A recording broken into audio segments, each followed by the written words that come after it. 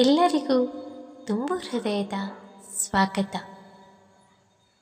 ಈ ಜಗತ್ತಿನಲ್ಲಿ ಯಾರಿಗೆ ತಾನೇ ಧನವಂತರಾಗಿ ಸಿರಿವಂತರಾಗಿ ಬದುಕಬೇಕು ಎಂಬ ಆಸೆ ಇರಲ್ಲ ಹೇಳಿ. ಪ್ರತಿಯೊಂದು ಮನುಷ್ಯನಿಗೂ ತಾನು ಜೀವನದಲ್ಲಿ ಒಂದಲ್ಲ ಒಂದು ಬಾರಿ ಶ್ರೀಮಂತಿಕೆಯ ಜೀವನವನ್ನು ನಡೆಸಬೇಕು ಎಂಬ ಆಸೆ ಇರುತ್ತೆ ಅಲ್ವಾ. ನೀವು ಕೂಡ ಧನವಂತರಾಗಬೇಕೆಂಬ ಆಸೆ ಇದೆಯಾ?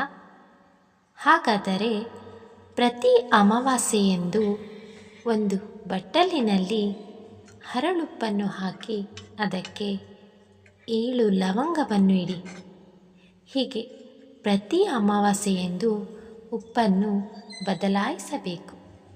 ಹೀಗೆ ಮಾಡಿದರೆ ನಿಮ್ಮಲ್ಲಿರುವ ಹಣವು ಹೆಚ್ಚಾಗಿ ಖರ್ಚಾಗದೆ ತನ್ನಲ್ಲಿಯೇ ಉಳಿಯುತ್ತದೆ ಹಾಗೂ ಧನ ವೃದ್ಧಿಯಾಗುತ್ತೆ. ಎಲ್ಲರ ಮನೆಯಲ್ಲೂ ಕೂಡ ಉಪ್ಪು ಇದ್ದೇ ಇರುತ್ತೆ.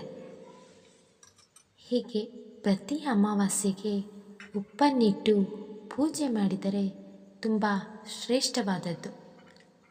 ನೀವು ಲಕ್ಷ್ಮೀ ಕೃಪೆಗೆ ಪಾತ್ರರಾಗುತ್ತೀರಿ. ಇದರಿಂದ ಕಳೆದುಕೊಳ್ಳೋದು ಏನೂ ಇಲ್ಲ ಅಲ್ವಾ.